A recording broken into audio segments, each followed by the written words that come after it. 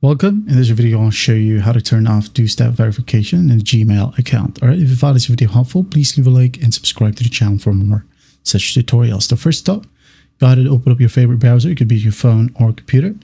Now just type down myaccount.google.com. All right, again, myaccount.google.com. Hit on enter, wait for it to load. And then once it loads, just go ahead over to the left panel right here and click on security and sign in. Click on it.